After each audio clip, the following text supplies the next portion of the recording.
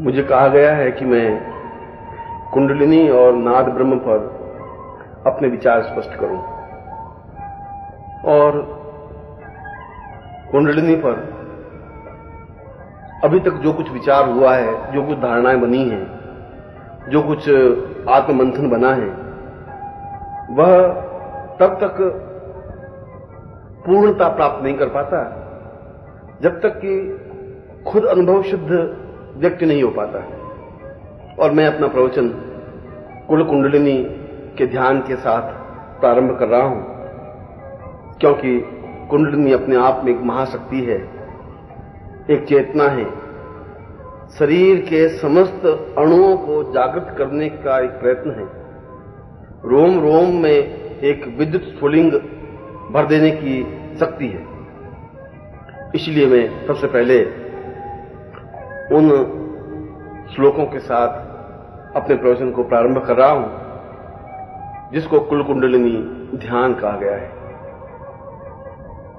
पूर्वे सतां वै परिपूर्ण सिंधुम ज्ञानैव रूपं मतरं मतैव दीर्घोवतां पूर्वमदैव रूपम् कुंडलिनीं वै सहितं प्रणम्यम्। मेरा जीवन जड़ है, मेरा जीवन चेतनाहीन है, मेरे जीवन में किसी प्रकार की स्फुलिंग नहीं है, मेरे जीवन में किसी प्रकार की चेतना नहीं है, एक प्रकार से पत्थर के ढोंके की तरह है। और मैं, हे कुंडलिनी, तुम्हें अपने शरीर में समाहित करना चाहता हूं, अपने शरीर में प्रवेश देना चाहता हूं, अपने सारे अणुओं में तुम्हें आत्मसात करना चाहता हूं, जिससे कि मैं जीवंत हो सकूं, जिससे कि मैं प्रतिष्ठित हो सकूं, जिससे कि मेरा रोम रोम जागृत हो सके, जिससे कि मैं आगे की ओर अग्रसर हो सकूं।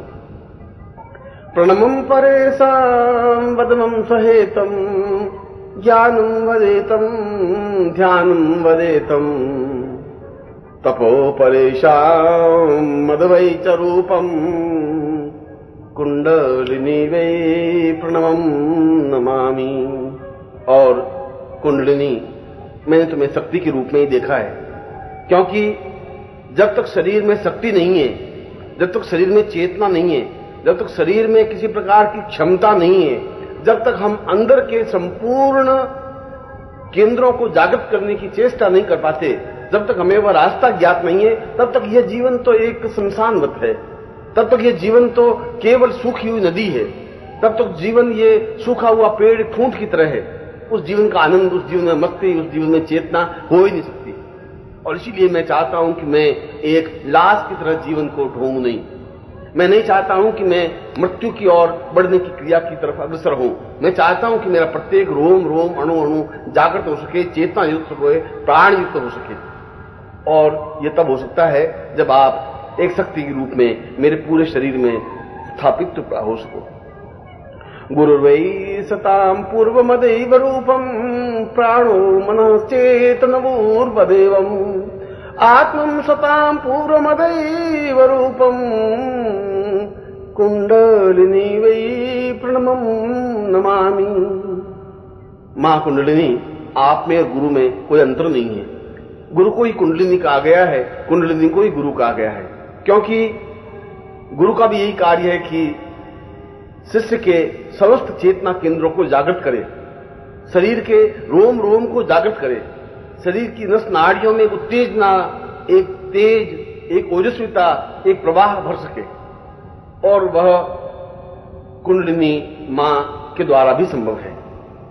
मगर मैं आपको जानता नहीं, मैं आपसे परिचित नहीं, मैंने कभी आपको देखा नहीं, मगर मैंने गुरु को देखा है।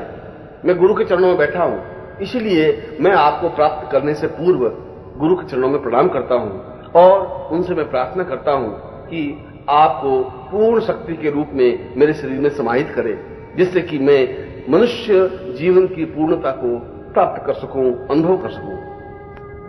दिव्यौषधै पूर्वमदैव रूपं ज्ञानं च चेत्यं तव तं सदैवम् आत्मोर्वतां पूर्वमदैव रूपं कुंडलिनी वै प्रणमम् नमामि। आप ही एक ऐसी शक्ति हैं जो मुझे पशु जीवन से देवत्व जीवन की ओर अग्रसर कर सकती हैं। आप ही वह ऐसी शक्ति हैं जो मेरे अंदर के अंतर्मन को जागृत कर सकती हैं। केवल मात्र आप ही ऐसी शक्ति हैं जो मेरे प्राणों में चेतना पैदा कर सकती हैं। और सही रूप में कहूं तो केवल आप ही वह शक्ति हैं जो मुझे अमृत्यु की ओर अग्रसर कर सकती है, अमृतमय अग्रसर कर सकती है, मेरे अमृत कुंड को जागृत कर सकती हैं, मेरे सारे शरीर को चेतना युक्त बना सकती हैं, मुझे ऊर्ध्वमुखी बना सकती हैं, मुझे जीवन में चेतना, प्राण, सचेतनता और श्रेष्ठता और पवित्रता और दिव्यता दे सकती हैं। इसलिए मैं आपको प्रणाम करता हूं। दीर्वावतां वै सहितं सदैवं ज्ञानं च रूपं ब्रह्म स्वरूपं गुरुर्वै सतां कुंडलिनी वै प्रणम्यं कुंडलिनी वै प्रणमं नमामि। मैं अपने गुरु को पूर्ण श्रद्धायुक्त प्रणाम करके उन्हें अपने प्राणों में स्थापित करता हूं। मैं प्रयत्न करता हूं कि वे सहस्र दल कमल पर स्थापित हों। मैं प्रयत्न करता हूं कि वे मेरे रोम रोम में, रक्त की बूंद बूंद में ध्यानस्थ हों। मैं चाहता हूं कि गुरुदेव ही मेरा शरीर बन जाए, मेरे प्राण बन जाए, मेरी चेतना बन जाए, मेरी सब कुछ क्रियात्मक पक्ष बन जाए। और जब ऐसा होगा तो आप तो स्वयं गुरु की शक्ति हैं। जब देखा जाए तो उस गुरु की चेतना आप हैं। जब देखा जाए तो आप गुरु के अधीन हैं, आपके ऊपर गुरु हावी हैं, श्रेष्ठ हैं, पूर्ण हैं, पवित्र हैं। इसलिए जो मैं गुरु को स्थापित करता हूं, आप स्वयं शक्ति रूप में अपने आप में मेरे हृदय में स्थापित हो सकेंगी और मेरे मूलाधार से सहस्त्रार्थ तक की पूर्ण यात्रा हो सकेगी, जिसके माध्यम से मैं अपने शरीर को पूर्णता की ओर अग्रसर कर सकूंगा। कुल कुंडलिनी के इस ध्यान में कई बातें स्पष्ट हो सकी। पहली बात तो यह कि कुंडलिनी एक ऐसी शक्ति है जो कि मनुष्य जीवन के अनंत पथ की एक सहगामिनी यात्री है। इसमें कोई दो राय नहीं, मनुष्य जन्म लेता है और निरंतर गतिशील होता हुआ मृत्यु की ओर अग्रसर होता है।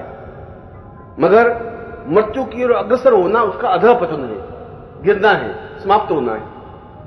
और जीवन की पूर्णता की ओर अग्रसर होना जीवन की श्रेष्ठता है, पवित्रता है, दिव्यता है। मगर ये किस प्रकार से संभव हो, यह कैसे संभव हो सकता है? उसके लिए इस ध्यान में जहां कुंडलिनी शक्ति को अपने शरीर में समाहित होने के लिए प्रार्थना की गई है, वहां पर भी वह साधक यह भी स्पष्ट करता है कि आपकी शक्ति, इस कुंडलिनी शक्ति केवल गुरु के माध्यम से ही प्राप्त हो सकती है, क्योंकि गुरु ही शक्ति है, गुरु ही कुंडलिनी है, गुरु का ध्यान ही कुंडलिनी का ध्यान है, गुरु की धारणा ही कुंडलिनी का धारणा है, गुरु को स्थापित करना ही कुंडलिनी को स्थापन करना है। मगर क्या हम कुंडलिनी को समझ पा सके हैं? क्या हम कुंडलिनी की क्रियात्मक पक्ष समझ सके हैं? आज तक जो कुछ चेतना विवेचना की है, आज तक कुंडलिनी के बारे में जिन्होंने जो कुछ कहा है, मैं ऐसा सोचता हूं कि शायद उन्होंने अच्छी तरह से कुंडलिनी को समझा नहीं। अधिकांश लोगों ने कुंडलिनी को देखा ही नहीं, अनुभव ही नहीं किया। उन्होंने केवल सुनी सुनाई बातों पर पोथे लिख दिए। उन्होंने उसको अनुभव नहीं किया, परखा नहीं, अपने शरीर में समाहित नहीं किया, उस शक्ति की तेजस्विता को अनुभव नहीं किया। और इसलिए अनुभव नहीं किया कि कुंडलिनी शक्ति अपने आप में एक तीव्रतम शक्ति है, एक विस्फोट है। विस्फोट ऐसा कि मृत शरीर को पूर्णता की ओर उछाल देने की क्रिया, यह उछाल देने की क्रिया सामान्य क्रिया नहीं होती। यह ठीक अणुबम की तरह होती है, जो एक क्षण में वह अणुबम फट करके प्रलय मचा देता है, तूफान ला देता है, अपने जीवन को एक चेतना युक्त बना देता है। और यह शरीर एक हाड़ मांस का, मिट्टी का लौंदा है। यह शरीर अपने आप में चेतनाहीन है।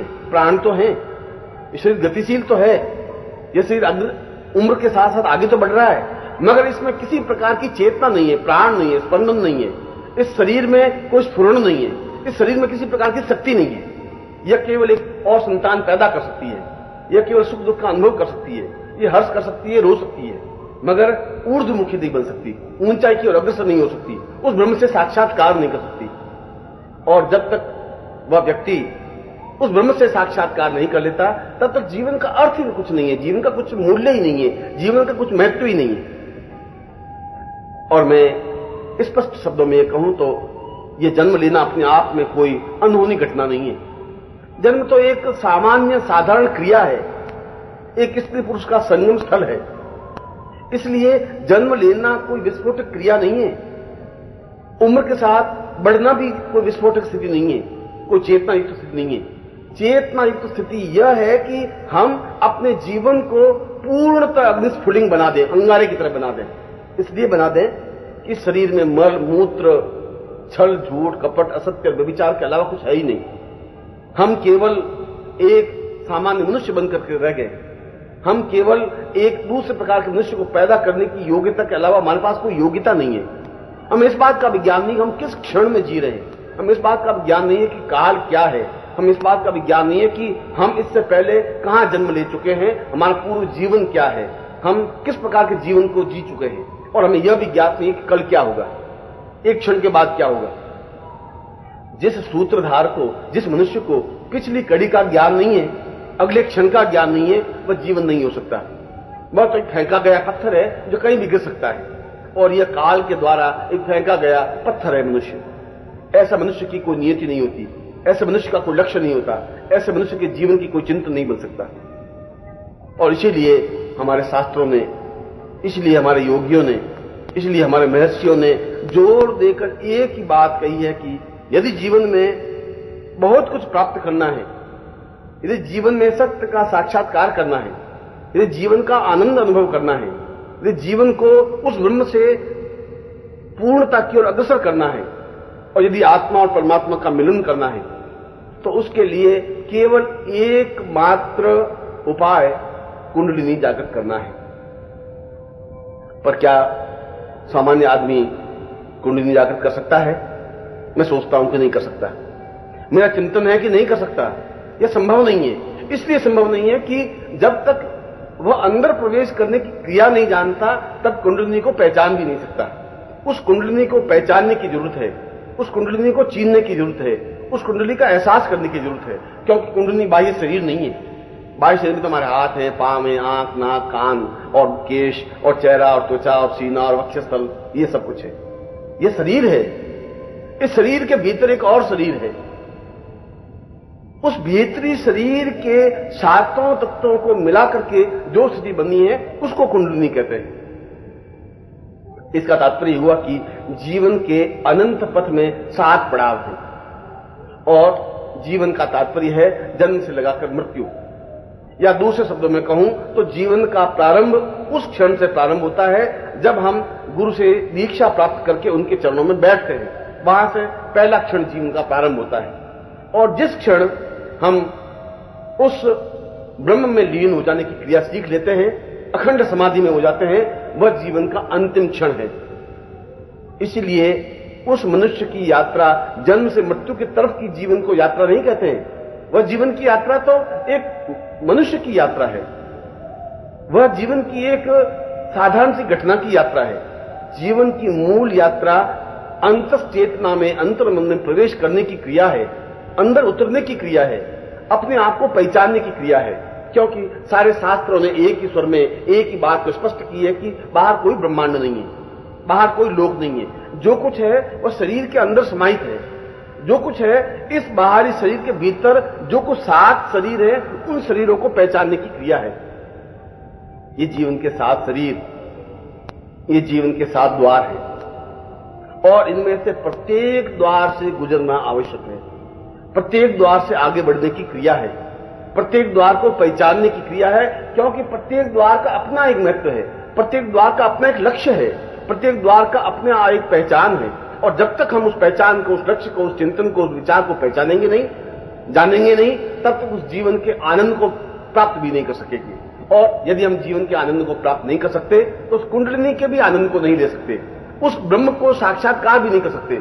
और यदि सही रूप में कहा जाए तो जीवन की सर्वोच्चता अपने आप को ब्रह्ममय कर देने में है। बूंद समुद्र से निकलती है और वह बूंद भाप बन करके ऊपर उठती है, ऊपर उठ करके एक बादल बन जाती है, बादल बन करके हिमालय से टकराती है, पहाड़ से टकराती है, और पहाड़ से टकराती वापस बूंद बन जाती है। मगर वह बूंद बनते ही अपनी यात्रा प्रारंभ करती है और वेग के साथ बहती हुई समुद्र में विलीन हो जाती है। यह अपने आप में एक संपूर्ण क्रिया है, एक संपूर्ण परिवर्तन है, क्योंकि उस महासमुद्र में से निकली हुई एक बूंद उस महासमुद्र में विलीन हो जाती है। ठीक इसी प्रकार मनुष्य उस महान ब्रह्म से निकली हुई एक बूंद है, उस महासमुद्र में से, उस महाब्रह्म में से, जिसको हमने ब्रह्म कहा है, जिसको हमने नेति कहा है, जिसको हमने जीवन कहा है, जिसको हमने ईश्वर कहा है, जिसको हमने प्राण चेतना कहा है, उस प्राण चेतना का एक अंग है, एक अंश है। और वह अंश मल मूत्र छल झूठ से लिप्त है। उसको शुद्ध करना और बिना शुद्ध किए उसको खुद को एहसास नहीं होगा कि मुझे कहां जाना है, क्योंकि जिस ब्रह्म से वो अलग हुआ है उस ब्रह्म में वापस लीन हो जाने की क्रिया ही जीवन है। और उस ब्रह्म से निकल करके निकलना एक क्रिया है, एक विस्फोट है, एक जन्म है। और वहां से निकल करके उन सातों द्वारों को पार करता हुआ जब अंतिम द्वार पे पहुंचता है तो वापस पुनः ब्रह्म में लीन हो जाता है। जिस प्रकार से नदी बहुत तेजी के साथ बहती हुई, बहुत तेजी के साथ पछाड़ खाती हुई, बहुत तेजी के साथ पेड़ों को उखाड़ती हुई, गांवों को बहाती हुई जब समुद्र में विलीन हो जाती है तो असीम आनंद की अनुभूति हो जाती है, असीम शांति से एहसास होने लग जाती है, क्योंकि वह सब कुछ प्राप्त कर लेती है जो कुछ की इच्छा होती है, लालसा होती है, अभिप्सित होता है। और मनुष्य भी इसीलिए परेशान और दुखी है, मनुष्य भी इसीलिए व्याकुल और व्यथित है, इसलिए कि ब्रह्म से निकला हुआ तो है मगर उसको यह ज्ञान नहीं है कि मैं कहां से निकला हूं, उसको यह एहसास नहीं है कि मेरी जड़, मेरी चेतना कहां है, इसलिए आगे का रास्ता उसे स्पष्ट नहीं है। वो भटक रहा है, डामाडोल है, कभी वह पत्नी में सुख देखना चाहता है, कभी पिता में देखना चाहता है, कभी पुत्र में देखना चाहता है, कभी धन में सुख का अनुभूति करना चाहता है, कभी स्वास्थ्य में अनुभूति करना चाहता है, कभी भोग विलास में अनुभूति और सुख को देखने की परखने की कोशिश करता है। मगर ये सब तो छल है, ये सब तो व्यर्थ है, इसमें सुख मिल ही नहीं सकता, इसमें सुख है नहीं, इसमें आनंद नहीं है, इसमें तृप्ति नहीं है।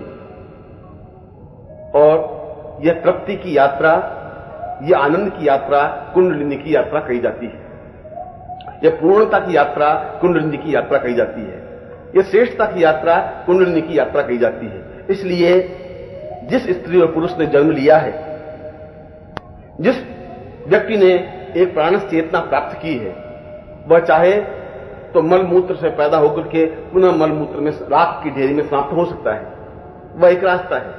मगर उस रास्ते में केवल रुदन है, उस रास्ते में केवल दुख है, उस रास्ते में केवल विषाद है, उस रास्ते में केवल दैन्य है, उस रास्ते में केवल भय है, उस रास्ते में केवल पलायन है, उस रास्ते में आनंद नहीं है। और जहां आनंद नहीं है वहां ब्रह्म नहीं है, क्योंकि ब्रह्म और आनंद को एक कहा गया है। ब्रह्मानंदम परम सुखदम केवलम ज्ञान मूर्ति। अगर ज्ञान अनुभव करना है, अगर ज्ञान चेतना प्राप्त करनी है, यदि ज्ञान की पूर्णता प्राप्त करनी है, सही शब्दों में अगर मनुष्य बनना है तो एक ही रास्ता है कि वह कुंडलिनी के उन सातों द्वारों से गुजरे। और इन सातों द्वारों से गुजरने की क्रिया में केवल एकमात्र गुरु ही साक्षीभूत हो सकता है, केवल एकमात्र गुरु ही सहायक हो सकता है। क्यों कि गुरु ने इस कुंडलिनी को जागृत किया है, क्योंकि गुरु उन सातों द्वारों से गुजरा है, क्योंकि गुरु स्वयं ब्रह्ममय बन सका है, इसलिए कि उसने कुंडलिनी के आनंद को अनुभव किया है, इसलिए कि कुंडलिनी के सातों द्वारों को पार करके उस ब्रह्म से साक्षात्कार कर सका है, क्योंकि उसने बहते हुए झरते हुए उस अमृत के आनंद को अनुभव किया है, चखा है। इसलिए गुरु को ब्रह्ममय कहा गया है, इसलिए जीवन में गुरु को पूर्ण कहा गया है। शिष्य अपने आप एक बूंद है तो गुरु अपने आप में संपूर्ण समुद्र है, और इस बूंद से समुद्र तक की यात्रा को कुंडलिनी कहा गया है। इसका तात्पर्य यह हुआ कि जीवन में पूर्णता देवी देवताओं की साधना से संभव नहीं है, जीवन में पूर्णता किसी मंत्र जप से भी संभव नहीं है, जीवन की पूर्णता किसी प्रकार के समाधि या अनुष्ठान से संभव नहीं है। क्योंकि जब तक तुम्हारा शरीर जड़ है, जब तक तुम्हारे शरीर में चेतना है ही नहीं, जब तक तुम्हारे शरीर में प्राण तत्व नहीं है, जब तक तुम्हारा अंदर का शरीर विकसित हुआ ही नहीं है, जब तक तुम्हारे अंदर के शरीर में विस्फोट ही नहीं हुआ है, तब तक तो अंदर जो कुछ कचरा है, जो कुछ गंदगी है, जो कुछ मैल है, जो कुछ छल है, वह समाप्त हुआ ही नहीं। और जब तक तो समाप्त नहीं हुआ तब तक अंदर देख करके उस शरीर को हम पहचान ही नहीं सकते। जिस प्रकार से एक दर्पण, और अगर उसके ऊपर धूल पड़ी हुई है और हम चेहरा उस दर्पण में देखना चाहें तो यह संभव नहीं है कि उस दर्पण में हम अपने असली स्वरूप को, असली चेहरे को देख सकें, पहचान सकें।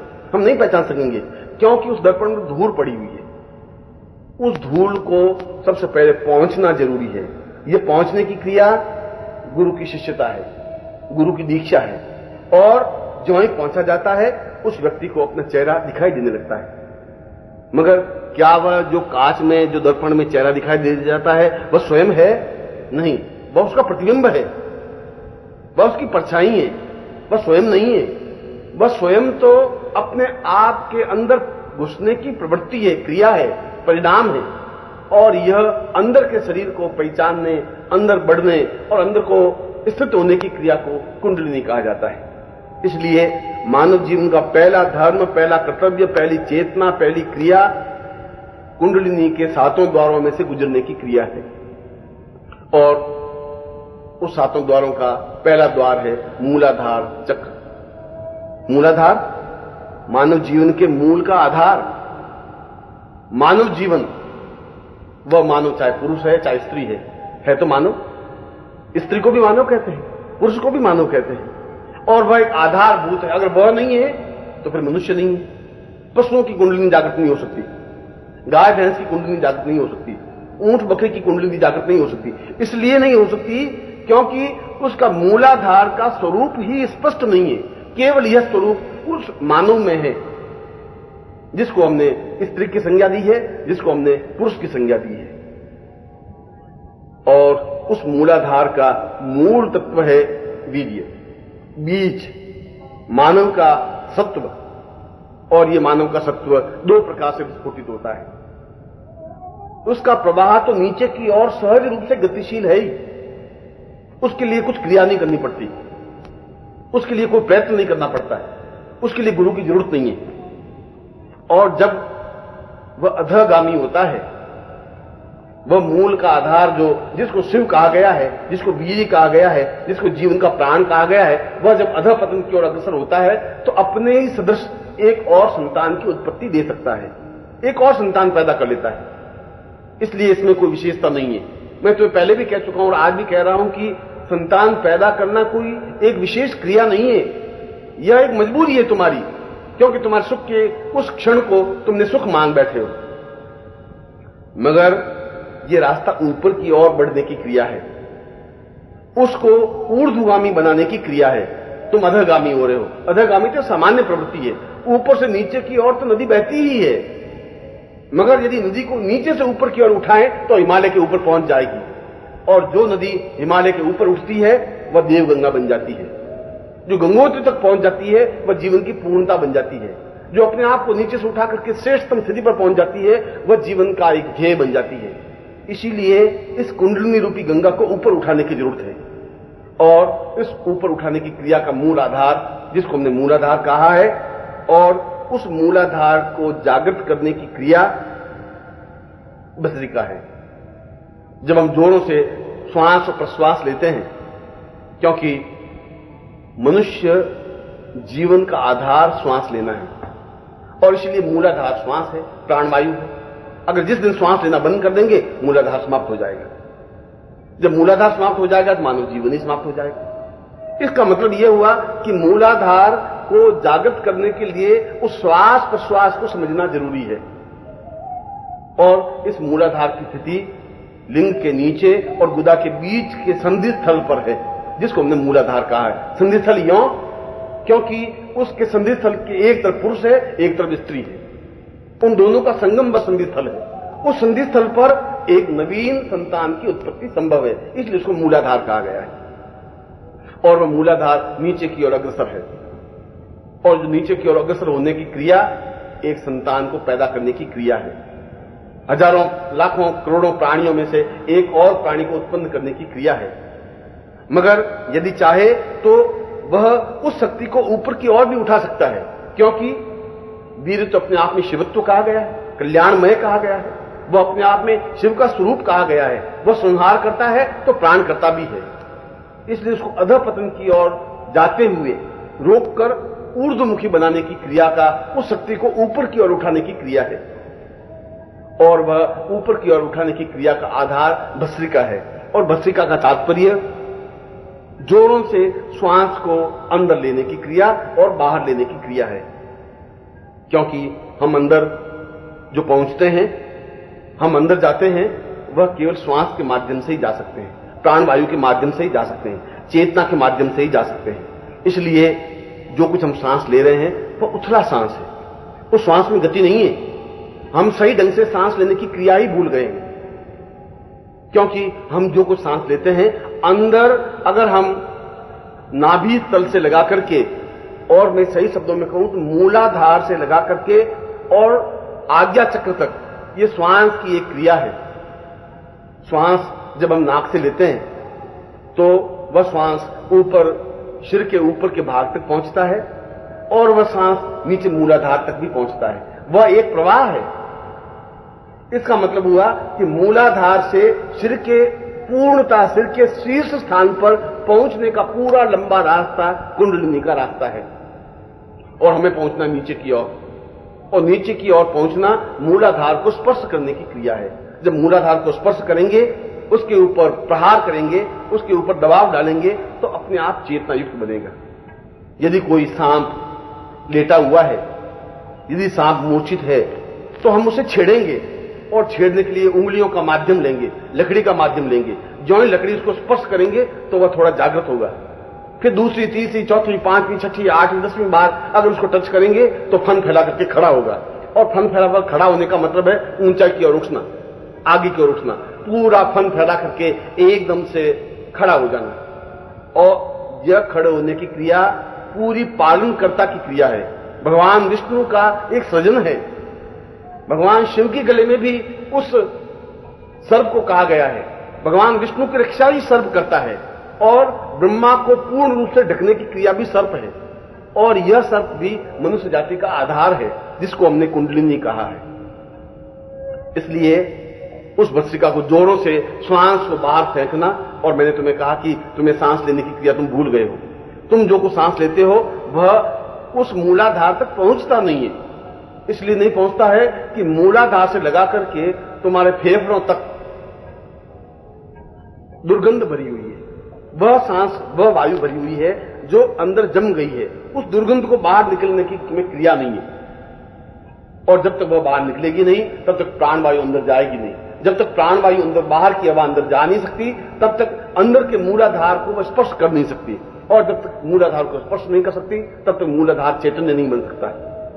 इसलिए जोरों से अंदर की हवा बाहर निकालने की क्रिया है और बाहर की हवा को अंदर लेने की क्रिया है। इसको शास्त्रों में भस्त्रिका कहा गया है, इसको शास्त्रों में प्राणायाम कहा गया है। और प्राणायाम और भस्त्रिका के माध्यम से ही हम अंदर की ओर, नीचे की ओर, मूलाधार की ओर पहुंच सकते हैं। और जब पहुंच सकते हैं, तब हम उस सोती हुई कुंडलिनी को, उस सोते हुए मूलाधार को, उस सोते हुए स्वर को छेड़ सकते हैं उस श्वास के माध्यम से। आप अपने आप को सोते हुए देखिए। आप सोएंगे तो केवल आपका गला ऊपर से नीचे की ओर हिलेगा। इसके अलावा पूरे शरीर में कहीं किसी प्रकार की थिरकन नहीं होती।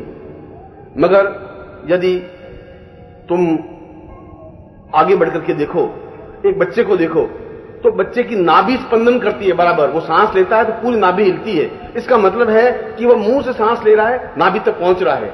इस प्रकार के सांस लेने की क्रिया को भस्त्रिका कहा जाता है। और इस प्रकार की जो श्वास बच्चा लेता है, ठीक इसी प्रकार से श्वास लेने की क्रिया है। जब बच्चे को हम सोता हुआ देखते हैं तो एहसास होता है कि उसके फेफड़े ही नहीं, उसका गला ही नहीं, उसकी नाभि स्पंदन करती है। और यदि तुम सूक्ष्म देखो तो उसके नीचे लिंग प्रदेश और लिंग प्रदेश के नीचे का मूलाधार भी बराबर स्पंदन करता है। इसका मतलब है वो सांस ठेठ प्रारंभ से लगा करके फिर अंतिम तल तक लेता है। और यदि उसको सिर के भाग को देखो तो सिर के मध्य भाग की फड़फड़ाता रहता है। मूलाधार से लगा करके सहस्रार तक की क्रिया का, सांस लेने की क्रिया बालक से सीखनी चाहिए। अभी मैंने मूलाधार के बारे में समझाया। और जब यह श्वास प्रश्वास होता है तो वह शक्ति नीचे की ओर नहीं बह करके ऊपर की ओर उठने लगती है। और ऊपर की ओर उठने का दूसरा द्वार स्वादिष्ठान चक्र है। और यह स्वादिष्ठान चक्र लिंग के मूल में है। यहां पर क्षण भर रुकने की और सोचने की जरूरत है। इसलिए कि यहां पर व्यक्ति फिर नीचे गिर सकता है। यहां पर विषय वासनाएं जब कुंडली जागृत होने की क्रिया होती है, जब कुंडली जागरण करने की कोशिश करते हैं, जब हम श्वास प्रश्वास लेने को तेज प्रवाह करते हैं, जब हम तेजी से सांस लेते हैं तो इंद्रिय एकदम से उत्तेजित हो जाती है। और उत्तेजित होने का मतलब है कि अंदर विषय वासनाएं बहुत तेजी के साथ बढ़ती हैं। इसलिए कई बार से मुझे आके पूछते हैं कि जो ही हमने श्वास प्रश्वास लिया, जो ही हमने भस्त्रिका की, तो ही हमारे अंदर बहुत गलत और गंदे विचार पैदा हुए। वह गंदे विचार नहीं है, इससे कभी तुम्हारे अंदर आकर्षण पैदा होता है। इसका मतलब है कि तुम स्वादिष्ठान चक्र तक पहुंच रहे हो। उस स्वादिष्ठान चक्र में केवल भोग है, उस स्वादिष्ठान चक्र में संतान उत्पन्न करने की क्षमता है, मगर वहां तुम्हें सावधान और सतर्क होने की जरूरत है, क्योंकि उसके बाद तुम वापस नीचे की ओर गिर सकते हो। वहां से ऊपर उठने की क्रिया का आवश्यकता है, और वहां से ऊपर उठने की क्रिया के लिए पूर्ण प्राणायाम को पकड़ने की जरूरत है, क्योंकि प्राणायाम के माध्यम से श्वास को अंदर खींचना और स्थित करना, क्योंकि प्राणायाम के 3 स्तर हैं, पूरक, रेचक और कुंभक। पूरक का मतलब है सांस लेना, मगर लेकर के कुंभक करने की क्रिया। कुंभक करने का मतलब है तुम स्वादिष्ठान चक्र पर उसको रोक रहे हो, उस शक्ति को नीचे की ओर जाने नहीं दे रहे हो, और उसके बाद धीरे धीरे श्वास को बाहर जब निकालते हो तो वह रेचक होता है। ये प्राणायाम इस समय जरूरी है, और इस प्राणायाम के माध्यम से स्वादिष्ठान चक्र पर वह शक्ति वापिस नीचे की ओर गतिशील नहीं होती, वापिस ऊपर की ओर उठती है। और जब ऊपर की ओर उठती है तो उसके लिए काम वासना अपने आप में उत्तेजित नहीं होती, मगर वह वीर जब स्तंभित हो जाता है, वह गतिशील नीचे की ओर पतन की ओर नहीं होता, उसके चेहरे पर एक ओज आ जाता है, एक चेहरे पर चमक आ जाती है, एक चेहरे पर एक ऐसा आकर्षण आ जाता है कि देखने वाला टकटकी लगा करके देखता रह जाता है। और जिस समय ऐसा चेहरा दिखाई दे, जब चेहरे पर ओज, बल, साहस, शक्ति, कर्मठता दिखाई दे, तो समझना चाहिए अब इसका स्वादिष्ठान चक्र जागृत हो रहा है। और यह स्वादिष्ठान चक्र जागृत होना उस कुंडलिनी को, उस शक्ति को ऊपर उठाने की क्रिया है। और इसके ऊपर उठने पर तीसरा द्वार मणिपुर चक्र है। इस मणिपुर चक्र की बहुत विशेषता है, क्योंकि यह मणिपुर चक्र नाभि प्रदेश में स्थित है, और नाभि प्रदेश जीवन के प्रारंभ का प्रदेश है। जब बालक गर्भ में होता है तो मां से उसका संबंध, उस बालक का संबंध नाभि से ही संभव है, क्योंकि नाभि के माध्यम से मां का पूरा स्पंदन प्राप्त करता है। मां सांस लेती है तो उस नाभि के द्वारा बालक सांस ले सकता है। मां भोजन करती है तो उसका दूध नाभि के द्वारा उसके अंदर पहुंचता है। इसलिए नाभि को मामूली नहीं कहा जाता है, नाभि को सृजनकर्ता कहा गया है। अगर विष्णु की नाभि में से कमलदल निकला और वहां पर ब्रह्मा की उत्पत्ति हुई है, इसलिए उस आनंद की उत्पत्ति तब संभव होती है जब वह शक्ति ऊपर की ओर उठती है। यह ऊपर की ओर उठने की क्रिया प्राणायाम और भस्त्रिका के सम्मिलित संयुक्त परिणाम के फलस्वरूप है। इसमें केवल भस्त्रिका से काम नहीं चलेगा, इसमें केवल दूसरी क्रिया से भी काम नहीं चलेगा, इसमें केवल उस पूरक रेचक कुंभक के माध्यम से भी काम नहीं चलेगा। इस समय एक विशेष क्रिया केवल जो गुरु के माध्यम से समझ सकते हैं, उस भस्त्रिका को, उस प्राणायाम को परस्पर जोड़ने की क्रिया है। यह दोनों की जोड़ने की क्रिया अत्यंत गोपनीय क्रिया है। किस प्रकार से जोड़ें, किस प्रकार से उस प्राण तत्व को, किस प्रकार से उस कुंडलिनी को, किस प्रकार से उस भस्त्रिका को और प्राणायाम को परस्पर जोड़ें, कितनी मात्रा में जोड़ें, किस प्रकार से जोड़ें, यह क्रिया के पक्ष से गुरु समझा सकता है। और एक उचित अनुपात में जुड़ने पर वह नाड़ी प्रदेश, वह नाभि प्रदेश अपने आप में जागृत और चैतन्य होता है। और जब वह चैतन्य होता है तो उस आनंद का द्वार खुल जाता है, क्योंकि नाभि आनंद का द्वार है, सृजन का द्वार है, पूर्णता का द्वार है, ब्रह्म का द्वार है। और उस ब्रह्म के द्वार को जागृत करना अत्यंत आवश्यक है। अगर वह नहीं तो आनंद की अनुभूति हो ही नहीं सकती। और जब मणिपुर चक्र में वह शक्ति प्रवेश होती है, बढ़ती है, तब वह अपने आप में लीन हो जाता है। वह थोड़ा भी ध्यान करता है, अपने अखंड आनंद में चला जाता है, वह चला जाता है अंतर्मन में, वह चला जाता है समाधि में, वह उस आनंद की तृप्ति करने लग जाता है। उसके सामने फिर भोग नहीं रहता, कोई विषय वासना नहीं रहती। किसी स्त्री को देखने के बाद उसकी आंखों में कामुकता नहीं आती, किसी अर्धनग्न स्त्री को देखने के बाद भी उसका शरीर उत्तेजित नहीं होता, क्योंकि वह उस जगह पहुंच गया है जहां पर पहुंचने पर आनंद का द्वार खुल गया है, आनंद की अनुभूतियां होने लगी है, आनंद की श्रेष्ठता का अनुभव होने लगा है। उसका जीवन का परिवर्तन हो जाता है, उसको देखने की दृष्टि बदल जाती है। आगे देखने का चिंतन बदल जाता है, उसकी विचार शक्ति बदल जाती है। वह जो कुछ बोलता है उसमें प्रभाव होता है, प्रभाव होता है, एक चेतना होती है, एक प्राण होता है। ये चेतना, ये प्राण जब मणिपुर चक्र तक उस शक्ति पहुंचती है तब उसके वाणी में एक ओज होता है। एक प्रकार से देखा जाए तो श्राप देने की, वरदान देने की शक्ति प्राप्त हो जाती है। वह जो कुछ कहता है वह सत्य होता है, वह जिस प्रकार से कहता है वह पूरा होता है। यह जीवन की श्रेष्ठता है। इसलिए मणिपुर चक्र पर जब हम मणिपुर चक्र के द्वार से गुजरते हैं तब एक अजीब, एक अद्वितीय, एक अपूर्व आनंद की उपलब्धि होती है। ऐसा आनंद जहां मनुष्य को तृप्ति से अनुभव होती है, जहां मनुष्य को पूर्णता से अनुभव होती है, जहां मनुष्य को श्रेष्ठता से अनुभव होती है। और उसके बाद वे जब उसी रास्ते से उस शक्ति को जब गतिशील करते हैं, क्योंकि शक्ति तो ऊर्ध्वगामी है, उस शक्ति को ऊर्ध्वगामी करना जरूरी है, मगर यहां बहुत सावधानी की जरूरत है। इसलिए इसका आगे का द्वार हृदय प्रदेश है। हृदय पर एक अनाहत चक्र, अनाहत चक्र का तात्पर्य आहत नहीं, किसी प्रकार की आहट नहीं। और हृदय तो पूर्ण शरीर का, संपूर्ण शरीर का आधार है।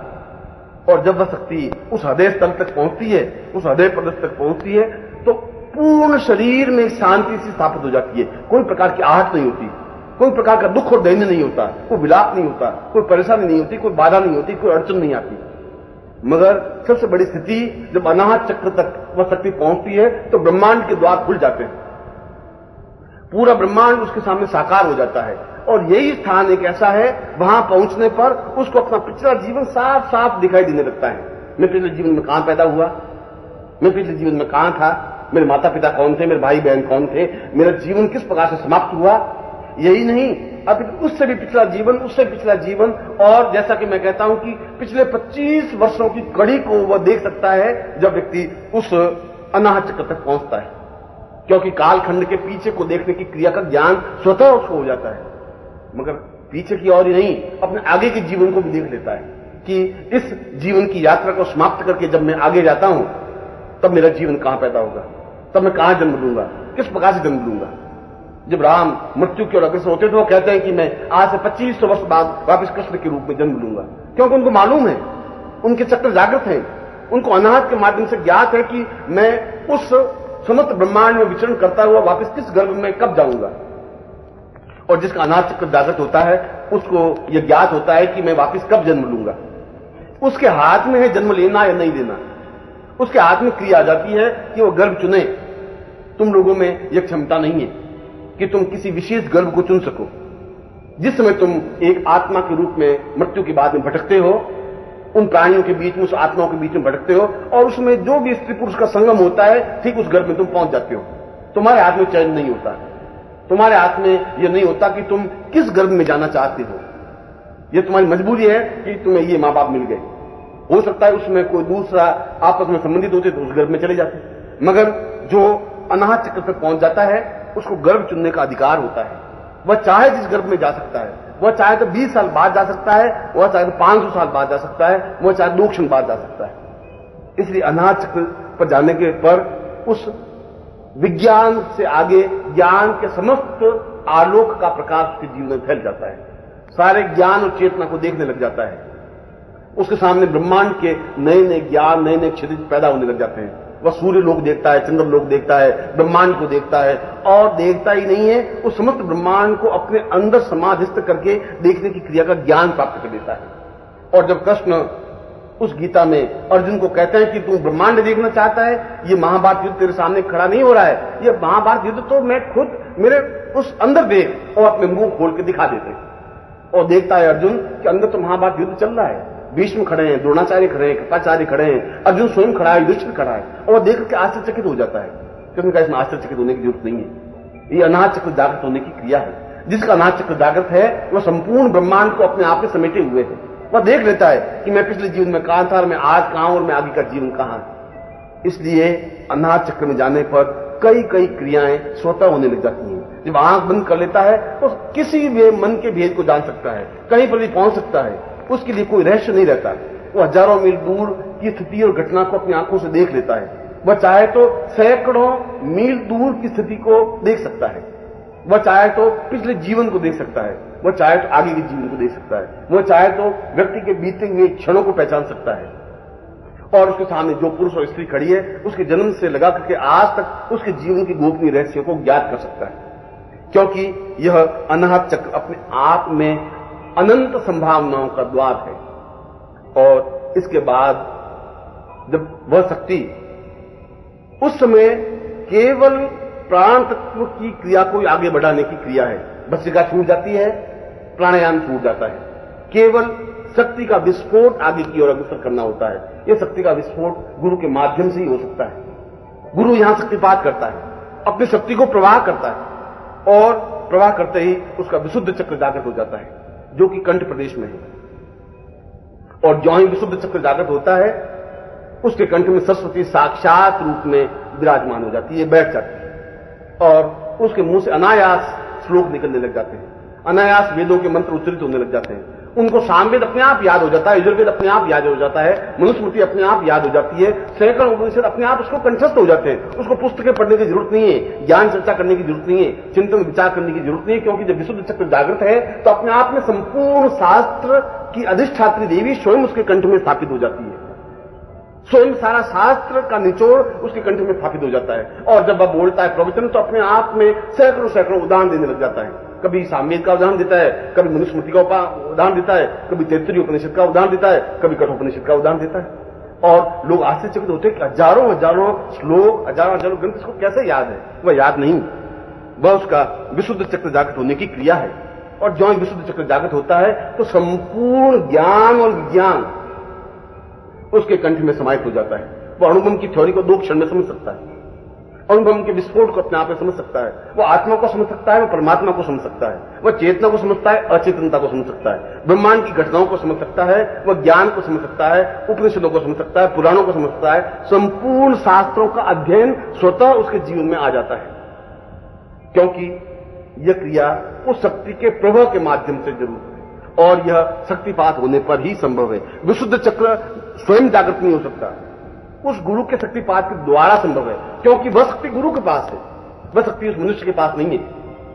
वह गुरु अपनी शक्ति को ट्रांसफर करता है, वह अपनी शक्ति को उसमें स्थापित करता है, और स्थापित करते ही जहां उसकी अनाहत चक्र पर कुंडलिनी रुकी हुई है, वहां एकदम से प्रलय होती है, विस्फोट होता है। विस्फोट होते ही ऊपर बढ़ करके विशुद्ध चक्र पर जाकर रुक जाती है, और विशुद्ध चक्र पर जाना ही जीवन की पूर्णता और श्रेष्ठता है, क्योंकि उसका विचरण सूक्ष्म शरीर में आ जाता है। वह अपने प्राणों को सूक्ष्म कर सकता है, वह आकार को जितना भी चाहे उतना आकार दे सकता है, लघु से लघु बन सकता है, बड़े से बड़ा बन सकता है। वह चाहे तो अपने शरीर को 500 फीट ऊंचा नीचा कर सकता है, वह चाहे तो एक कण से भी छोटा बन सकता है, और अपने प्राणों को एक कण के समान बना करके पूरे ब्रह्मांड में विचरण कर सकता है।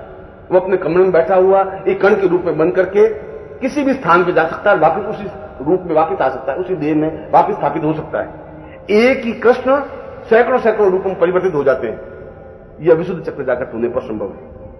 एक ही व्यक्ति कई कई स्थानों पर जाकर खड़ा हो सकता है, यह विशुद्ध चक्र के जागृत होने पर सिद्ध है, क्योंकि विशुद्ध चक्र के जागृत होने पर व्यक्ति एक रूप को सैकड़ों रूपों में बदल सकता है, अपने रूप को अणु के रूप में परिवर्तित कर सकता है, अपने रूप को विराट के रूप में स्थापित कर सकता है।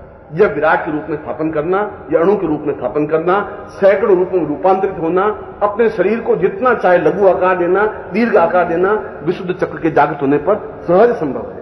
इसीलिए विशुद्ध चक्र को जीवन की एक श्रेष्ठतम क्रिया कहा है, क्योंकि विशुद्ध चक्र जागृत होता है गुरु के शक्तिपात के माध्यम से।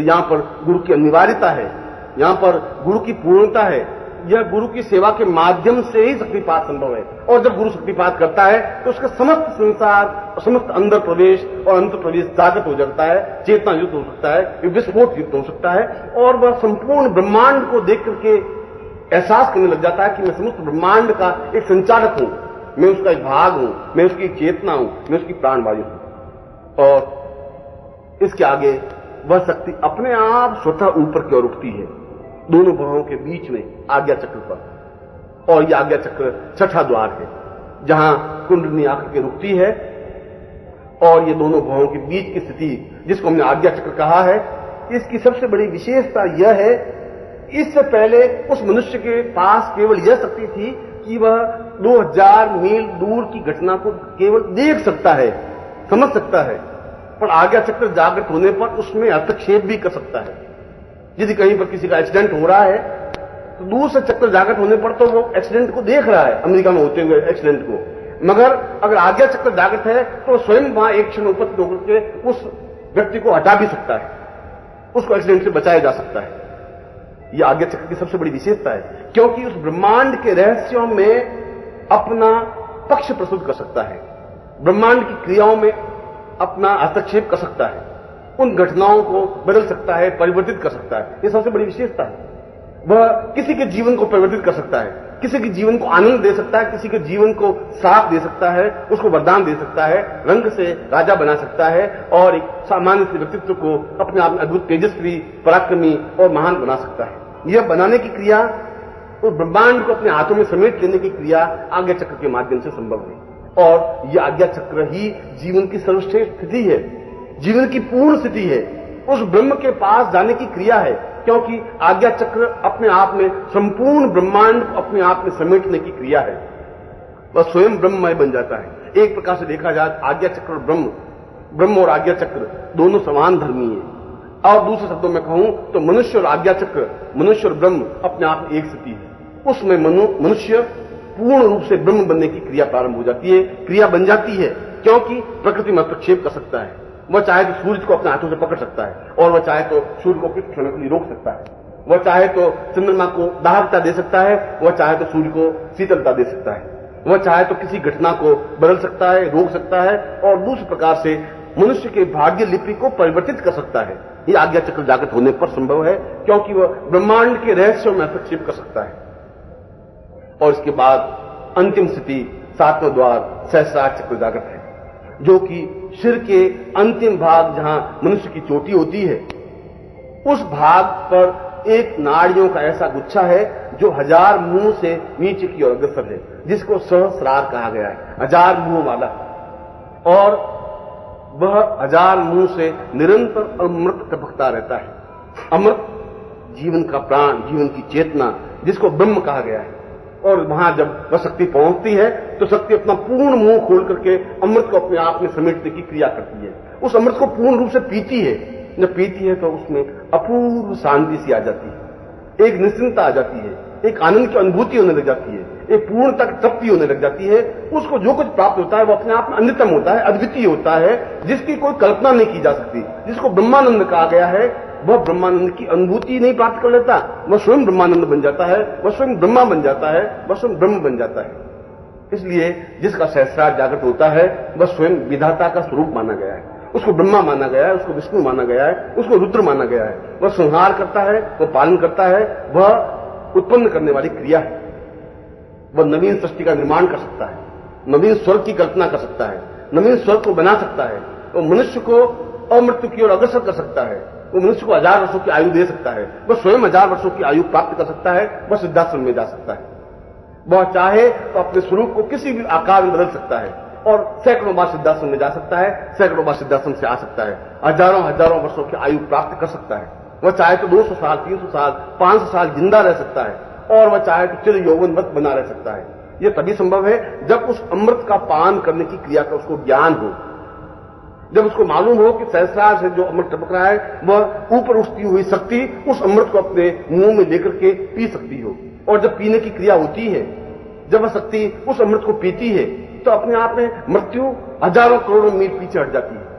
काल उसके सामने खड़ा नहीं रह सकता, मृत्यु उसके सामने उपस्थित नहीं हो सकती, क्योंकि वह अमृत्यु की ओर अग्रसर हो सकता है। वह अमृतमय बन जाता है, वह चेतना युक्त बन जाता है, वो प्राणमय बन जाता है। यह तो जीवन की श्रेष्ठतम स्थिति है, क्योंकि वह सामान्य मानव जीवन नहीं रह पाता है, वह देव जीवन बन जाता है। वह किसी भी लोक की यात्रा कर सकता है, वह चाहे ब्रह्मलोक, विष्णुलोक, रुद्रलोक, गौलोक, महलोक, भूलोक, भूलोक, तपालोक, सत्यलोक, और चाहे किसी प्रकार का लोक है, वह किसी प्रकार की लोक में यात्रा कर सकता है, सशरीर जा सकता है, आ सकता है। और सिद्धाश्रम में जाना ही जीवन की श्रेष्ठता और पूर्णता है, पवित्रता है, दिव्यता है, जहां जाने के लिए योगीजन तरसते हैं। उस स्थान तक पहुंचने की क्रिया को तभी संभव है जब वह सहस्रार को जागृत कर सकता है, क्योंकि सहस्रार तो अमृत का एक कुंड है जहां से निरंतर अमृत टपकता रहता है। और वह शक्ति जो आपने ऊपर उठाई है, उस शक्ति के माध्यम से आप उस अमृत का निरंतर पान करते रहते हैं। और उस अमृत को पान करने की क्रिया अमृत्यु की क्रिया है। इसलिए जब वहां उपनिषद में कहा है मृत्योर माम अमृतम गमय, मृत्यु से अमृत्यु की ओर जाओ, इसका तात्पर्य है कि तुम्हें मूलाधार से सहस्रार तक जाने की क्रिया प्राप्त करनी है। और इस सारी क्रिया में तुम्हारा साथ देता है तुम्हारा गुरु, वह गुरु जो स्वयं ब्रह्ममय है, वह गुरु जिसकी कुंडली जागृत है, वह गुरु जो सहस्रार जागरण कर चुका है, वह गुरु जो सिद्धाश्रम में जाने में समर्थ है, वह गुरु जो अपने स्वरूप को छोटा और बड़ा कर सकता है, वह गुरु जो अणु से महान परमाणु, अणु से विराट बनने की क्रिया का ज्ञान है, मगर उसके बाद भी सरल है, सामान्य है, सहज है, उसको प्राप्त कर सकते हैं, उसके द्वारा सीख सकते हैं, उसके द्वारा अपने आप को विराट शक्ति में रूपांतरित कर सकते हैं। और इस प्रकार की जब स्थिति प्राप्त होती है तब व्यक्ति स्वयं नादमय बन जाता है, क्योंकि ब्रह्म को नाद कहा गया है। नाद का तात्पर्य है सारा शरीर झंकृत हो जाना। जब मंत्र उच्चारण करता है तो केवल उसके होठ, उसकी जिह्वाई उस मंत्र का उच्चारण नहीं करती, उसका प्रत्येक रोम रोम उस मंत्र का उच्चारण करने लग जाता है। एक साथ 84 लाख मंत्र का उच्चारण एक क्षण में होता है, क्योंकि 84 लाख रोम रूप हैं हमारे सारे शरीर में। अगर सारे शरीर के छिद्रों की गणना की जाए तो 84 लाख है। और उस समय जब वो एक मंत्र उच्चारण करता है तो 84 लाख मंत्र एक साथ उच्चरित होते हैं। वह नाद है, क्योंकि नाद केवल मुंह से नहीं निकलता, प्रत्येक रंध्रकूप से निकलते हुए शब्द को नाद कहा गया है। और यह नाद ब्रह्म तब उत्पन्न होता है जब सहस्रार तक पहुंचता है। सहस्रार पहुंचने पर जब अमृत का रसास्वादन करता है, सहस्रार पहुंचने पर जब अणु से विराट बनने की क्रिया का ज्ञान होता है, जब अपने आप में सिद्धाश्रम पहुंचता है, तब उसके शरीर के समस्त चक्र, शरीर के समस्त रोम को पूर्ण रूप से चैतन्य और जागृत हो जाते हैं। और जागृति नहीं होते, अपने आप में ग्रहण करने की और प्रदान करने की क्षमता प्राप्त कर लेते हैं। फिर उसकी जीभ नहीं बोलती, फिर उसके होठ नहीं बोलते, फिर उसका मुंह नहीं बोलता, उसका प्रत्येक शरीर का रोम रोम बोलता है, प्रत्येक शरीर का छिद्रकूप बोलता है, प्रत्येक शरीर का अणु परमाणु बोलता है, उसके शरीर का अंतर्भाग बोलता है, बाह्य भाग बोलता है। ऐसा व्यक्ति अपने आप में अत्यंत शांतमय और श्रेष्ठतम क्रिया का अधिकारी बन जाता है। ऐसे व्यक्ति को परमहंस कहा गया है, पूर्णता कहा गया है, 16 कला युक्त कहा गया है। मगर ऐसा व्यक्ति अत्यंत साधारण होता है, धोती कुर्ता पहना हुआ सामान्य रूप में, तुम्हारी और मेरी तरह, उसमें कोई विशेष अंतर नहीं होता, मगर उसके शब्द में एक सच्चाई होती है, एक श्रेष्ठता होती है, एक वजन होता है, एक ताकत होती है, एक क्षमता होती है। वह जो कुछ कहता है वह सत्य होता है, वह जो कुछ चाहता है वह कर सकता है, वह प्रकृति में हस्तक्षेप कर सकता है, प्रकृति को अपने अधीन कर सकता है, प्रकृति को अपने अनुकूल बना सकता है।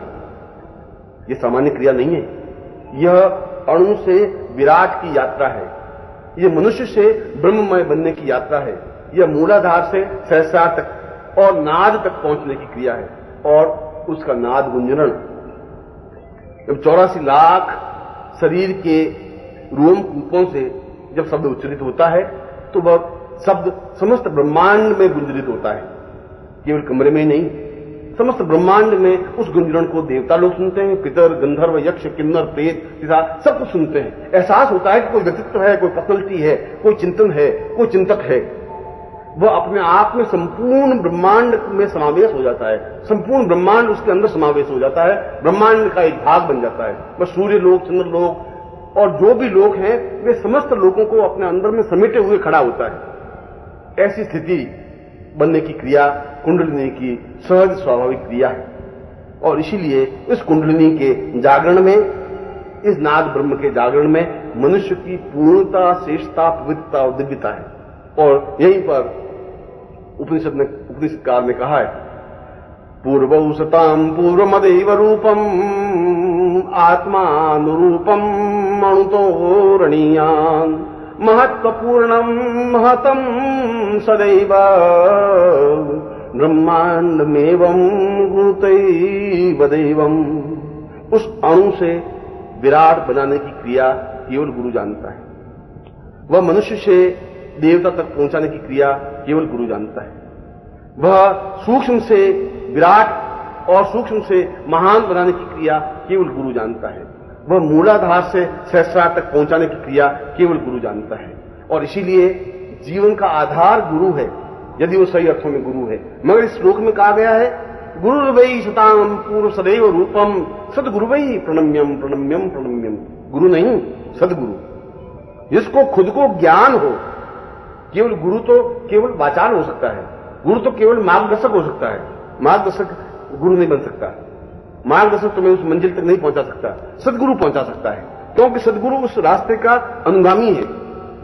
और सदगुरु संसार में बहुत बिरले हैं, क्योंकि सिद्धांत समझाना सहज संभव नहीं है, सामान्य स्थिति नहीं है, सामान्य क्रिया नहीं है। अपने शरीर के साथ, इस देह के साथ उस सिद्धांत में जाना और आना अत्यंत ही दुष्कर, कठिन, असंभव और दुर्गम है। क्योंकि जिसका सहस्त्रार जागृत है और सहस्त्रार के बाद जिसने नाद जागृत कर लिया है, वह उस सिद्धार्थ में पहुंच सकता है।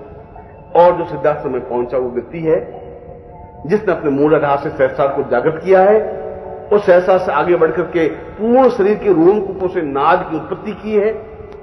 उस सारे सूत्रों को उसने अपने शरीर के रोमकूपों से जागृत और चेतना युक्त बनाया है। ऐसा सदगुरु अगर तुम्हारे जीवन में कहीं मिल जाए तो तुम्हारा सौभाग्य है, तुम्हारे जीवन की पवित्रता है, तुम्हारे जीवन की दिव्यता है। उसमें एक क्षण भी विश्राम करने की जरूरत नहीं है, उसमें एक क्षण भी रुकने की जरूरत नहीं है। कस करके उनके पांव पकड़ लेने की क्रिया है, कसकर उनसे समिट जाने की क्रिया है, उसमें लीन हो जाने की क्रिया है। और इस समय तक अगर चूक जाते हो, पूरा जीवन चूक जाते हो। उसमें एक क्षण का विलंब भी पूरे जीवन को मटियामेट कर देता है। उसमें अगर तुम चूक गए तो सामान्य भोगी व्यक्ति बनकर के रह जाते हो। उसे अगर तुम चूक गए तो तुम्हारे हाथ कुछ भी नहीं रह सकता। इसलिए इस अनंत पथ की यात्रा में जहां भी तुम्हें सदगुरु मिल जाए, गुरु तो तुम्हें कहीं पर भी भगवे कपड़े पहने हुए मिल जाएंगे, मगर सदगुरु न भगवे कपड़े पहनता है, न कोई चालाकी करता है, न धूर्तता करता है। उसकी वाणी में एक ओज होता है, एक सत्यता होती है, एक श्रेष्ठता होती है, एक दृढ़ता होती है, एक क्षमता होती है। वह तुम्हें ठोकर भी मार सकता है, वह तुम्हें प्यार भी कर सकता है, वह तुम्हें चेतना युक्त बना सकता है, वह तुम्हें अपने शरीर में समाहित भी कर सकता है। और चाहे तो उसके शरीर में गुरु अपने आप में तुम्हारे शरीर में समाहित हो सकता है। ऐसी स्थिति में जब सदगुरु मिल जाए, ये तुम्हारा सौभाग्य है, क्योंकि वह सुगंध है, वह सुगंध का झोंका है। सुगंध का झोंका तो आया और बहा, रुकता नहीं है। वह तो नदी की एक तरंग है, आई और एकदम से निकल गई। वह तो एक क्षण है, आया और निकल गया। उस समय तुम्हें सतर्क रहना है, सावधान रहना है। जीवन के किसी भी भाग में, जीवन के किसी भी क्षण पर, इस रास्ते पर, जो रास्ता तुमने जीवन का रास्ता बताया है, इस जीवन के रास्ते पर किसी भी क्षण गुरु, सदगुरु तुम्हें प्राप्त हो सकते हैं। वह सदगुरु किसी रूप में हो सकता है, किसी भी वर्ण का हो सकता है, वह दुबला पतला हो सकता है, मोटा हो सकता है, वह कई रूपों में रह सकता है, क्योंकि तुम उसको पहचान नहीं सकते। उसके अंदर की छिपी हुई वृत्तियों को, उसके अंदर छिपी हुई तेजस्विता को तुम पहचान नहीं सकते, संभव नहीं है तुम्हारे लिए। तुम तो एक अणु हो, उस विराट को पहचानने के लिए तुम्हारे पास क्षमता नहीं है, उस विराट को समझने की तुम्हारे पास शक्ति नहीं है, उस विराट को अपने बाहों में समेटने के लिए तुम्हारे पास सामर्थ्य नहीं है। आवश्यकता है उस समय अपने आप को पहचानने की, उस क्षण को समझने की, गुरु के चरणों में अपने आप को लीन हो जाने की और गुरु के चरणों में अपने आप को समर्पित करके प्रार्थना करने की। वह तुम्हें अणु से महान की ओर यात्रा करा सके, तुम्हारे मूलाधार से सहस्रार तक जागृत कर सके, तुम्हारा नाद जागृत कर सके, तुम ब्रह्मांड का एक पार्श्व बना सके, तुम्हारे जीवन को पूर्णता दे सके। और मैं तुम्हें ऐसा ही आशीर्वाद देता हूं कि तुम इस जीवन में, इस जीवन पर बढ़ते हुए पूर्णता प्राप्त करो। मैं एक बात में पुनः आशीर्वाद दे रहा हूं।